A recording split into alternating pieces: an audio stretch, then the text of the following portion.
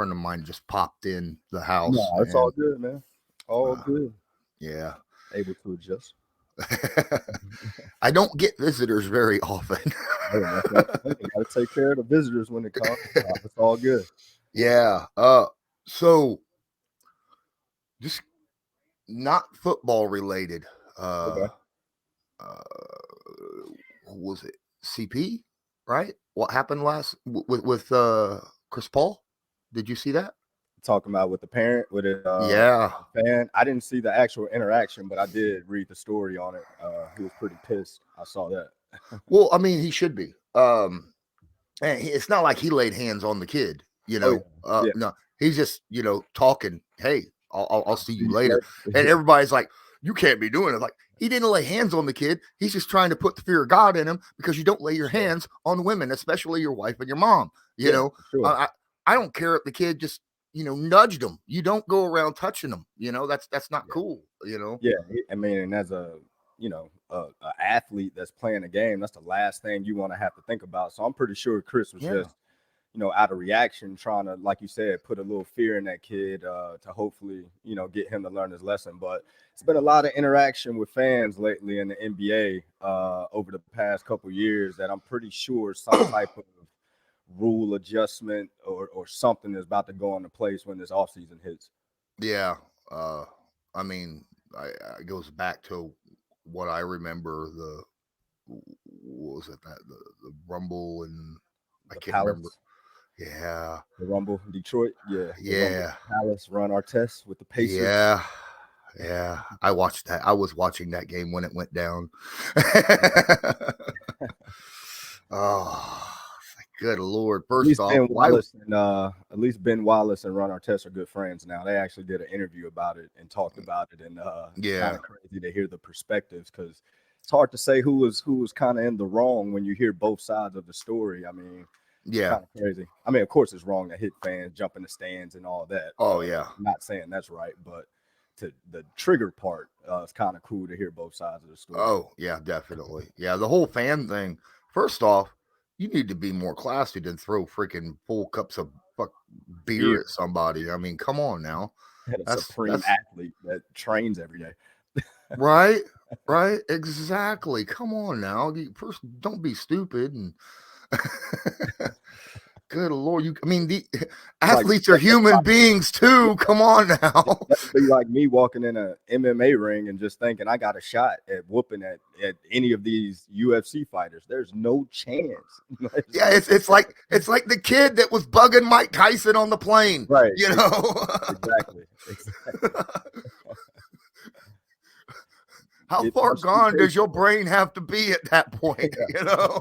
Like, is this what you wanted? Did you want to actual feel a punch from Mike Tyson? Because that's what it looked like you were trying to do. There was jokes. There was jokes. So many jokes when I was growing up about how do you beat Mike Tyson. Right.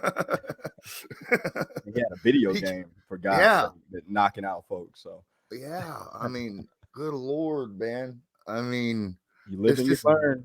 That's how I yeah. tell fans. I'm like, you live and you learn. You keep trying these guys, and don't get mad when they respond how they respond.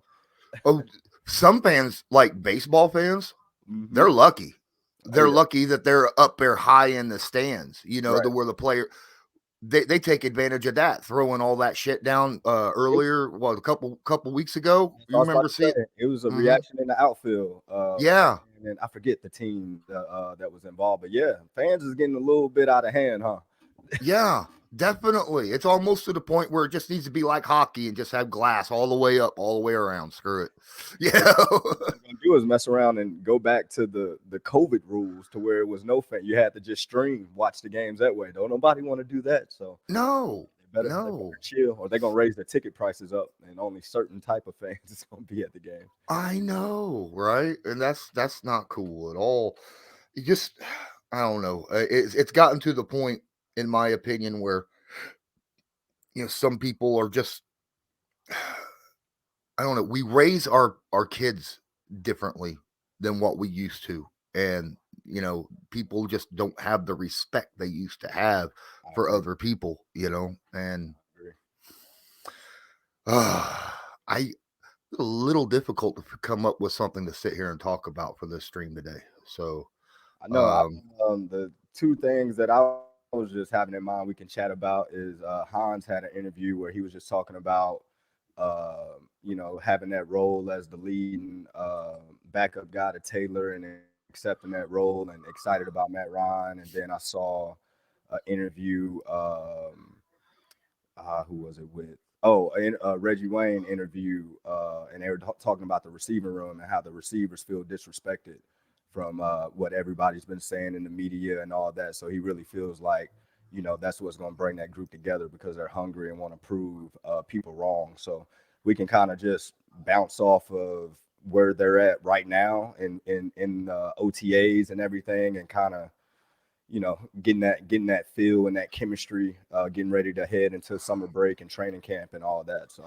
so we can make this basically a reaction to interviews. That's what Okay, we'll do it because I didn't see either of those interviews. I okay, saw a bunch of other ones, okay. where people are interviewing Chris because Chris Ballard's going on this, spree of interviews with Colin Coward and He talked to Rich Eisen and all of them, Uh, See, I didn't so see those. yeah. I'm getting ready to get a hold of Matt and see if or Conti and see if we're going to be doing the end of rookie mini camp interviews like we did last year. Because Okay. last year they set up where we interviewed like 3 rookies, at the end of the mini camp, and I think Yeah. mini Told camp me. ends this week, don't it? Mini camp is May 9th. Mini camp is normally the end of the month. That first week of June, end of the month, labor. I Rookie mean, mini camp. oh, rookie mini camp. Yeah. Rookie mini camp ends this week. Yeah. Yeah, Yeah. yeah. So Rookie mini camp would probably be Thursday to Saturday, Thursday to Sunday, something like okay, that. yeah, Yep. I'll have to get a hold and ask him about that. But all right, I will give you the lead on the interviews that and then I'm going to ask two easy questions. What do you think the strength of this team is walking into the season, and their biggest strength, their biggest weakness? Okay. After the off season is now over with, what do you feel is the strongest part of the team, and what do you think is the weakest part of the team still? So Gotcha. but other than that, we'll go through the that process of like what you said, just kind of reacting to what players and coaches are saying and GMs. So, um, oh, not alive yet. Gotcha. Gotcha. Okay, 3, 2, 1. Welcome back to Bleav in Colts. I'm Lawrence Owen. With me, as usual, is my guy Jerraud Powers. Jerraud, how has your week been? Man, week's been good, man. Steady. Had a good Mother's Day weekend. Got with my mom and aunts and my grandmothers and the wife. Had a little cookout. Enjoyed the weather. Temperature dropped a little bit over the weekend. Didn't like that, but had a good week. What about you? Well, a lot of rain. A lot of rain. But the good thing is the rain ended yesterday. It's supposed to get up in the 80s this week, nice and sunny. It should be great weather to just go outside, and do stuff finally. It's just something that since we've been cooped up all winter, at least, where I live, you don't generally go out in Indiana in the wintertime, and it's finally getting to the point where there's not rain. You don't want to go out in the rain either. Right. So yeah, it's in the low 80s, and it should be really nice to go out and just do stuff. Go out for walks, go hiking, go do something. Right. Uh, uh Lord knows I need to as well, because I have done nothing but eat and be cooped up in my house, and I put on some weight, You know what they say, the winter bodies always get ready by the summer. Yep. And there's not a lot of time to do that in between there, really. Um, Ladies and gentlemen, don't forget that, sports season is here, right? Our partners at Bet Online continue to be the number one source for all your betting needs and sports info. Find all the latest sports developments, including updated odds on the NBA and NHL playoffs, Major League Baseball, fights, and even next season's NFL futures. BetOnline is your continued source for all your sports wagering needs, including live betting and your favorite Vegas casino and poker games. It's super easy to get started, so head over to the website today or use your mobile device to join and use our promo code Bleav, that's BLEAV, to receive your 50% welcome bonus on your first deposit. Bet online, where the game starts. Well, so we were talking earlier about fans. Now, without fans, there wouldn't be sports. That's obviously it's a hand in hand thing.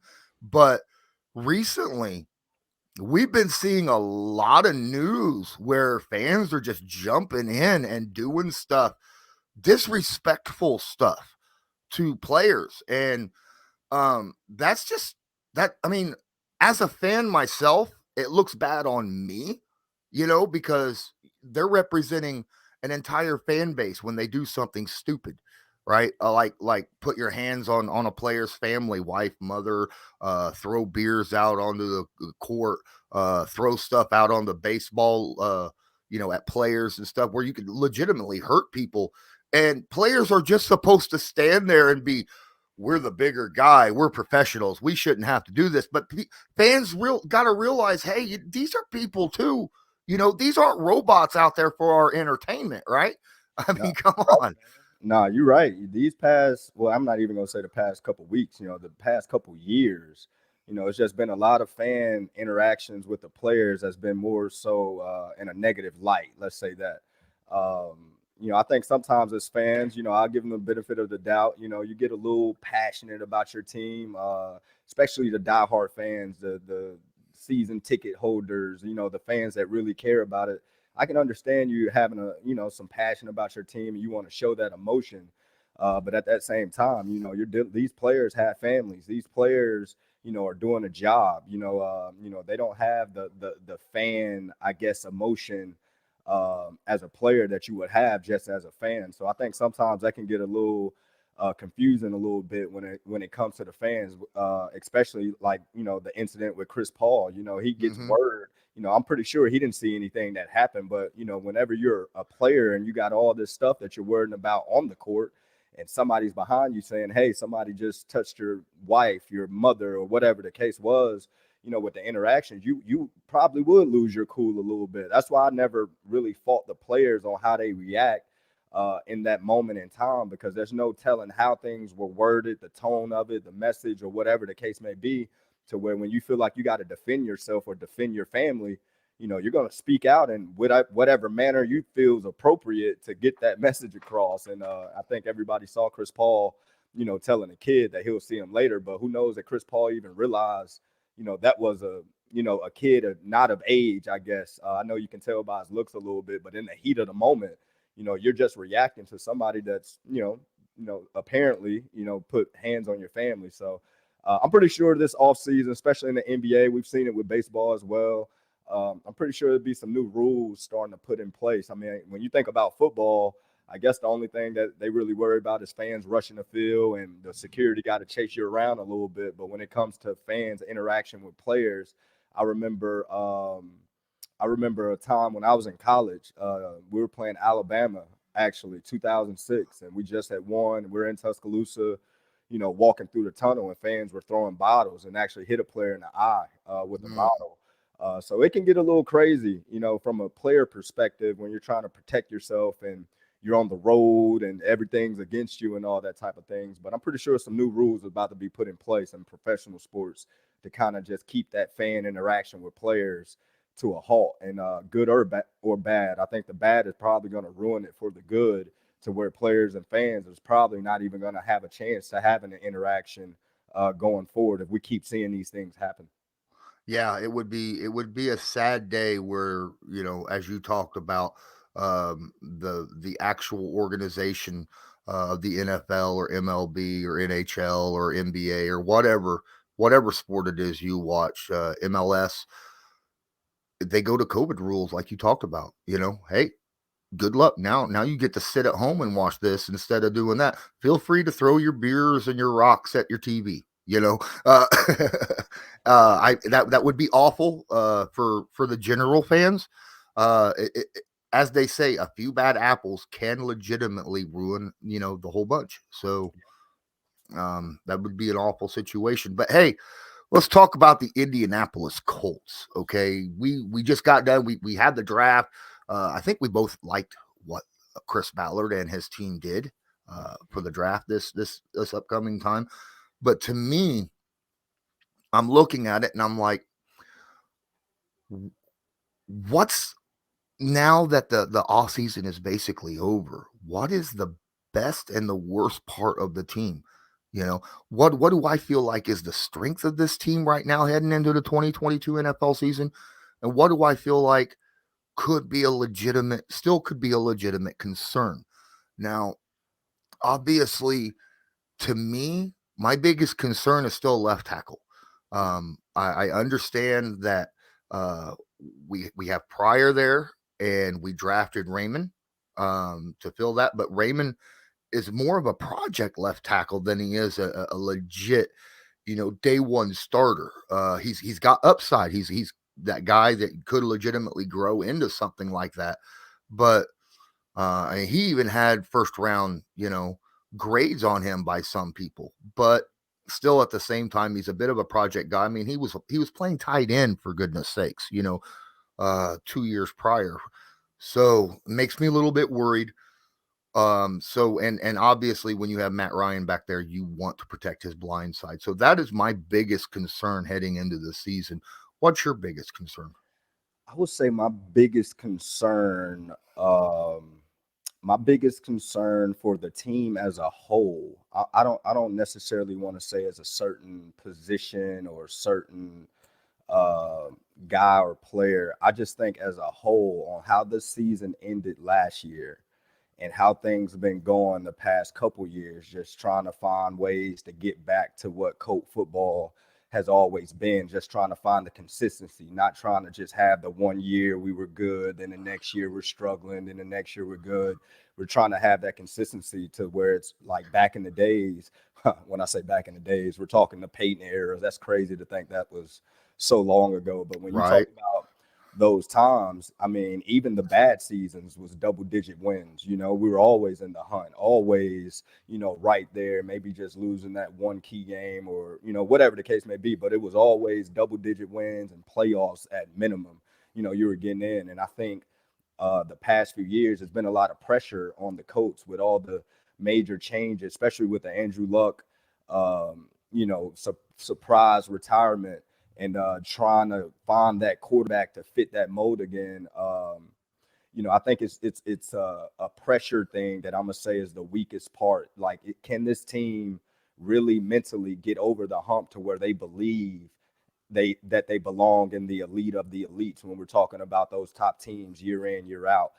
Because when you look at defense, yes, there's still some holes that we got to fill, but we got the leaderships in place on defense. When you look at offense, yes, some holes that we got to fill, but you bring Matt Ryan in, who is a proven leader, and then you look at some of the O-linemen that we got that everybody knows that those are the leaders of the team when it comes to the offense. And then when you talk about Jonathan Taylor stepping up in a all eyes on me type of role, it's going to force him to have to be more of a leader going into this year and those things as well. So I think we have the leadership in place. It's just a matter of those leaders getting everybody on board to Bleav, like, hey, get last year out of your heads right now. We're not talking about it anymore. We're moving forward and getting everybody on that point to Bleav, hey, we belong in that same conversation as the Bills, as the Chiefs, as the Ravens, year in, year out, because we're just as talented as those guys.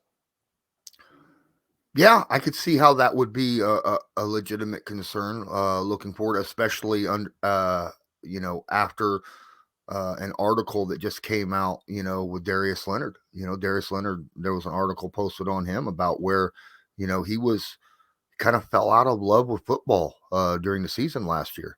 And I can understand how certain things can really kind of put yourself in a bad mindset and it can really carry over into your play. So Yep. that's something that we kind of keep tabs on, look at. There's a lot of people out there, like, again, um, there's a lot of players right now that are pushing, trying to bring into light the mental aspect of being a sports player right now, and there's a reason for that. It's not really in the limelight. Obviously, your CTE and stuff like that, that's been in the limelight now for a little while. People understand that kind of stuff, but sports players, especially professional sports players, go through a lot of stuff throughout their time as being Oh, in the absolutely. pros. So yeah. And Um, just the day-to-day routine. I mean, when Darius Leonard say things like he kind of fell out of love, I mean, people got to think like when you start your season from training camp on to the season is over, there's not a day off. Even your day off, you have, things that you have to get done for the week or whatever the case may be.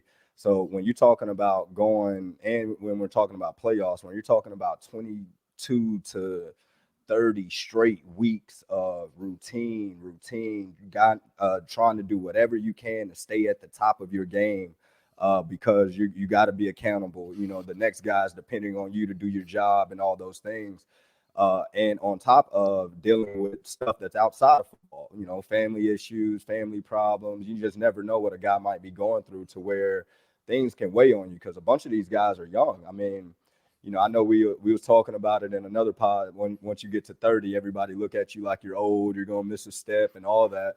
But nobody talks about, a 21-year-old, 22-year-old having to make all these tough decisions in life that he's not really ready mentally to handle. Some players are, don't get me wrong, but the majority, are facing things for the first time that they've ever faced before. And when you're talking about dealing with tons of money, when you're talking about dealing with fame, when you're talking about social media and all these type things all in one box, it can weigh on you a little bit. So he's right. I mean, he's not the only one that feels like that either. I mean, there's a ton of guys that play every Sunday that looks great, looks happy, looks like they're enjoying life and all that. But when they take those pads off, you just never know what's weighing on them, what's on their mind mentally. Like, so that's why I always try to tell fans, when you come to watching a game and saying certain things and judging guys, I mean, you just never know. I mean, we see life every day, as it is, and you talk to a close family member on what they're going through, and you'll have the biggest sympathy for them. But when you say an athlete going through the same thing, you feel like they're supposed to be,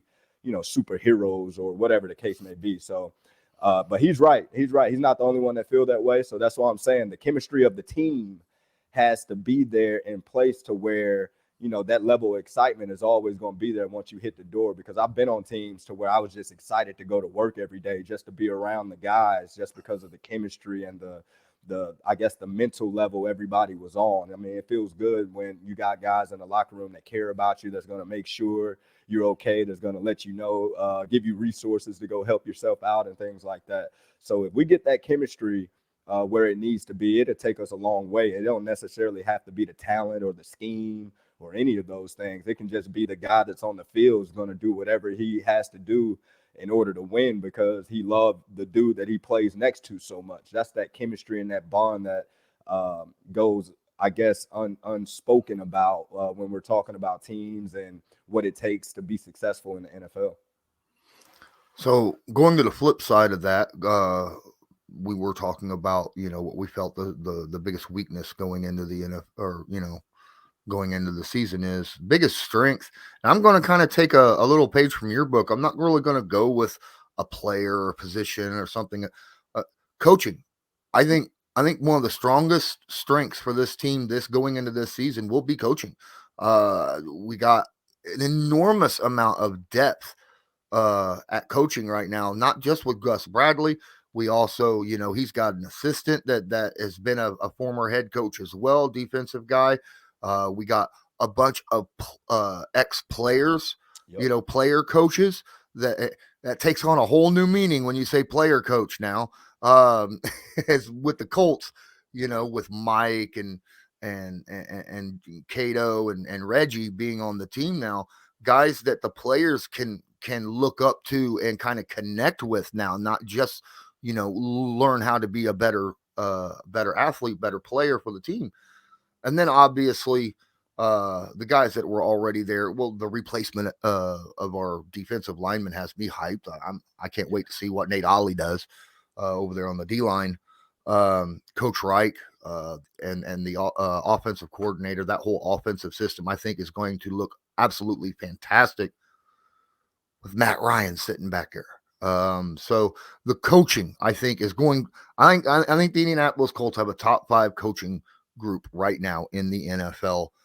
I hope they go out there and prove it this offseason, or this regular season. But this is that's what I think probably the biggest strength is right now, because the coaching will bring up your weak positions and your weak spots, but it'll also bring your good spots to a next level. So I agree. And when you talk about the coaching, the main job, well, when I was a player, the main job that how I used to look at coaches was, as long as you're putting me in position to succeed with the things that I do best. So if I'm a cover guy and you're putting me in positions to where I can cover, match up, worry about what I worry about, I'm gonna love you. If I'm a zone type guy and you're putting me in position to where I can do what I do best, I'm going to love everything about you. So I think when you talk about the coaching staff, you got a bunch of coaches that have played before that can reiterate, those type methods or whatnot. Because sometimes as coaches, even the ones that's played, once you get in and be in that system for so long, you start going to that book more and more and more on what the rules are, and just start doing things to where it's more book type things than rather talking about experiences and feel and gut feelings and intuitions and all those things that make certain players great. Sometimes, like Darius Leonard, I'm pretty sure there's plenty plays he made on that field on Sunday to where he's went to the sideline and was like, I don't know why I did that. Like, I have no idea what made me do this or that. I just had a feeling or whatever the case may be, and boom, there goes the ball. But I'm gonna say the biggest strength is the GM, Chris Ballard. I think that over the past couple years, he's proven to the indie people that he knows what he's doing. Like, he's been in some tough spots these past couple years trying to find QBs, trying to find the right players, right positions, and all that he still had those guys hanging on and having a shot. And I know we're tired of talking about last year, but when you look back, going to that Jacksonville game, that's not on Chris. That's not on Chris at all. That's a player thing. That's a player knowing when you have certain things on the line, knowing we got to go out here and get this job done and win. Coaches and everybody in the front office is preaching that all week. It's up to the players at the end of the day to go out there and get the job done. So when things like that happen, I don't look at necessarily the coaching or the front office guys. They didn't have the guys ready or whatever the case may be. When you're a professional in the NFL, you have a job. It's not a coach or anybody in the front office is supposed to get you motivated to go do your job. So I don't hold that against Chris, but when you look at the moves that he made, the way he structured things, the way he gets out of tough situations like a contract and Carson Wentz and things like that, and then on the return get something that's like great. So I feel like any adversity this team has this coming up season with the leaderships that's now in place, Chris is going to be able to handle things in a manner to where he see things fit the best, and he'll be able to move those chess pieces on how he wants to move them in order to put this team in position to succeed. So he's proven to me. I mean, when he first came to Indy, you just heard about the great things and how he was good at doing certain things, but just seeing it and following it. And then hearing him talk in the interviews about certain processes and certain, like, why he thought this or why he thought that, it's kind of a blessing for a team to have a GM as talented and as well as he is, because at the end of the day, that's who is making all the decisions. He has to have he has the final say so, other than the owner, and whatever going on in this organization in order for this team to succeed. So I'm gonna put my strongest point on Chris. that's a very, very good point, actually, JP. I mean, from day one, the first words that came out of his mouth during his introductory press conference was, "This will not be about one guy. It will be about the team." Yep. the team. And from day one, he has been doing nothing but building a team. Now, that one guy, since Andrew Luck retired, has been kind of that issue. Mm-hmm. But Trying to find that one guy. Yeah. trying to find that one guy, but he has truly built a full out team. And that is something that the Indianapolis Colts and their fans can be very, very proud of, I think. And he's done exactly. It's also very rare to find a GM that's just as open and honest as he is. Yep. Now, obviously, he's not going to run out here and give you, all his trade secrets. As some press media will try to form questions to get that kind of stuff. Occasionally, he just kind of looks at him and go, "Really? You asked me that question?" But he is incredibly open. He finds a way to give you the information you're looking for without giving those trade secrets. And you don't see that very often. Generally, GMs and coaches, they clam up, kind of, nope, I'm not, everything so tight to the vest, that they're not going to just give you anything that you can work off of. And Ballard is great at that. And great at just, sharing and being open and honest. And it's kind of a breath of fresh air, when it comes to, sitting here and listening to his press conferences or his interviews or something like that, seeing him sit there on the Pat McAfee show and just unwind, Right. But love that. That's a great answer as well. Walking in, we were talking about, all these interviews that we were watching. We're at that point in time after the draft. Every coach, players, GMs, they're out there just interviewing with everybody. I mean, all over the place, especially the coaches and GMs, especially the GMs. Right. Ballard's been everywhere. Just type in Chris Ballard, interview, Google it, and you'll find like 20 different interviews this past week. But you called a few that has intrigued me that I didn't actually get to watch. And I definitely will now as soon as you mention it.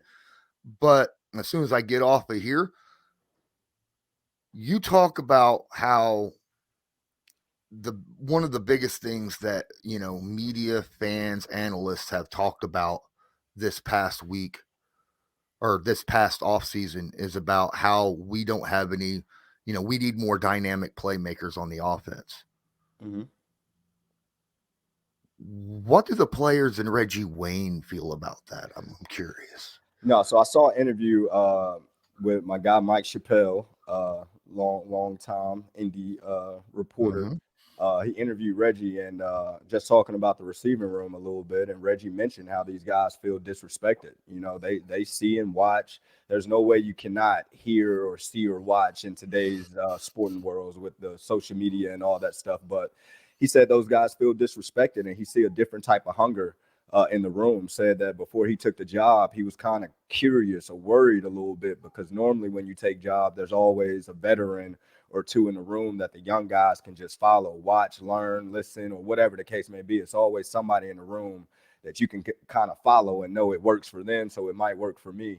Type mindset. But he said this is a situation where nobody's kind of proven themselves yet. Everybody is still on that level of trying to become household names. And he said that's his job right now, is to make a few of these guys some household names. And when he says household names, he's talking about inside the Indianapolis Colts realm of things. I think he sees the talent. I think he sees the mentality. I think that his mentality is going to wear off on some young guys who is still on that surface of learning, soaking everything up. So he got a couple guys that he can kind of, start from the bottom with, which is always great. And I can't wait to see these guys compete. I mean, Reggie was known for not dropping any passes and running every route beautifully. So I can't wait to see like some of his traits and some of his characteristics in these guys. And it was just kind of cool to see him open about him taking the job and kind of worrying about the mindset of the room because there's no veterans in there. So with him being around the guys, I think he's gotten some confidence or some assurance now after seeing them work for a few weeks, for a few months, whatever the case may be, that he believes that the guys in the room, can handle the job that's and the task that's up for them this season. I do have a question. I don't know if I've asked this question in a previous pod. If I have, I'm sorry, but I'm still going to bring it up. When you got a player coach, an ex-player who's now a coach, um, and you're trying to teach somebody who is not in your wheelhouse. Reggie's not necessarily a great, big, huge guy, right? He's more of your route running hands guy, Right. with a little bit of quickness to him. But you're talking about trying to teach like a Mike Strawn or Michael Pittman Jr., who is your posting 50-50 kind of guy, you know. And it's not quite in your wheelhouse on that situation. Does that I'm wondering if that would make things a little bit more difficult on that coach, to teach them how to make themselves, the players better at what they already do when that's not in your wheelhouse in the first place, you know? When you're talking about the size, yeah, I can see how that can be maybe a question. When you're talking about guys that don't fit your mold or what's Mm-hmm. your style of play.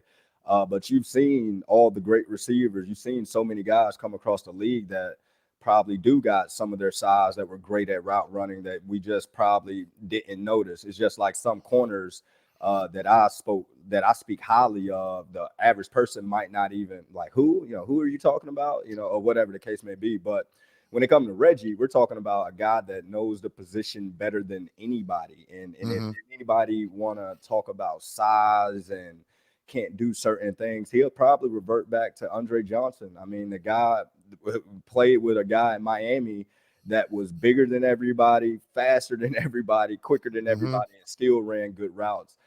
So I'm pretty sure he has different ways and different methods or different numbers in his phone that he can call and get some pointers for when you're talking about guys that might have a different stature or guys that might remind him of somebody else that he highly respects that do a good job. But that's what I mean. I think Reggie is going to do whatever in his power.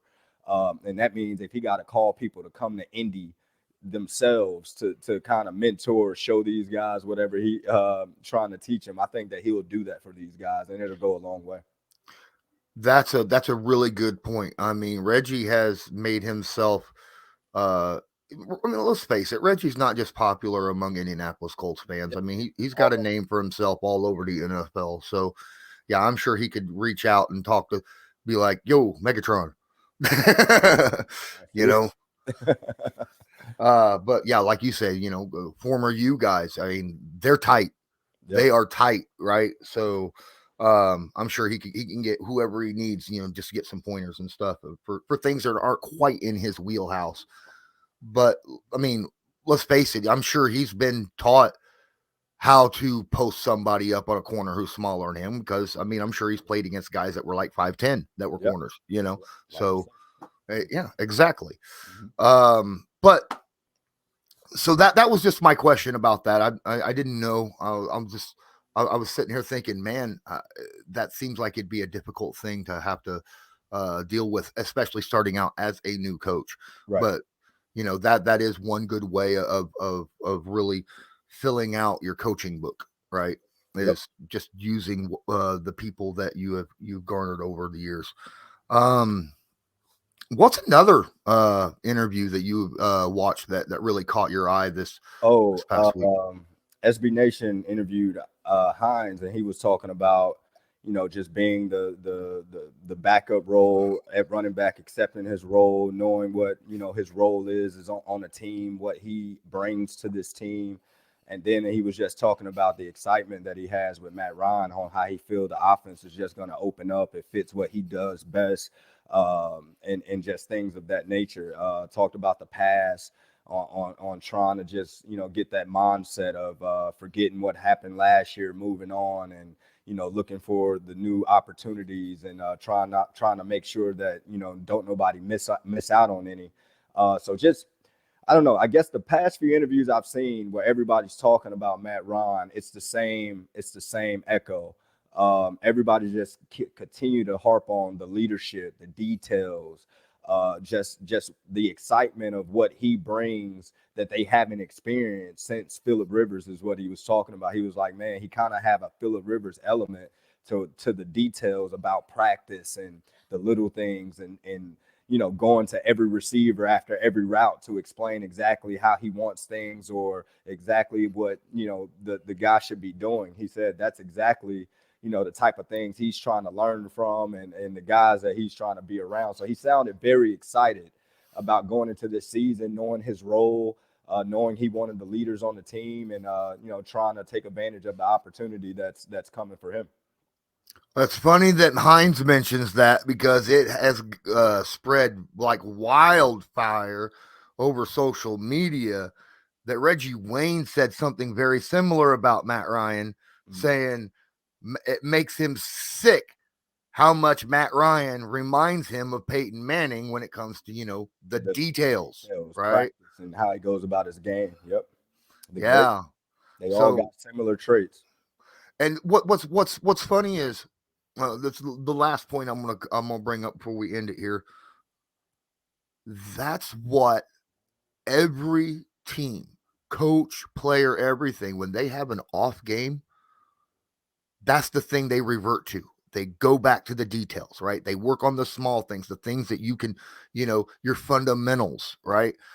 Things that should be just instinct to do, right? And if you're working on that on a day in, day out basis and getting those perfect, then it shouldn't be something that slips nearly as often as for instance, what we saw the last couple of weeks, like with the Indianapolis, last season, where the tackling was sloppy. Yep. Look, I love Kenny Moore, but come on now. He missed some tackles during those last couple games, some bad ones. And it wasn't just him. Darius Leonard missed some tackles. Our big playmakers were missing out on plays, let alone your other guys, that were out there. So, the more often you work on that kind of stuff, the less chance you have to revert back to focusing on it as well. So that, and it minimizes the mistakes, the little mistakes that can happen as a whole. If one guy says he only had one mistake, but 9 guys on the team had only one, that's a lot of mistakes. So when you're talking about the little things, you're hoping like, all right, this week we only had 2 holding calls, which we've been harping about not holding since OTA, since the spring. This week we only had 3 missed tackles instead of 1 for every guy that plays defense. So you minimize the small things, and the small things is always the stuff that makes football. Catching, tackling, carrying. The little things that make up the game. When you make sure those things are on point, the big stuff is going to take care of itself at the end of the day. Absolutely. Well, JP, I'm going to let you go. I know that you got some things planned out, and so do I. If you're listening to this on, first off, if you're listening to this on Apple Podcasts, please leave a rate and review for us. It would help us out a ton. Make sure you download it. Check us out on YouTube. Hit the like and subscribe button if you're watching on YouTube. And until next time, as usual, this was Bleav in Colts, brought to you by Bet Online. I'm Lawrence Owen, and that's Jerraud Powers. And as usual, go Colts.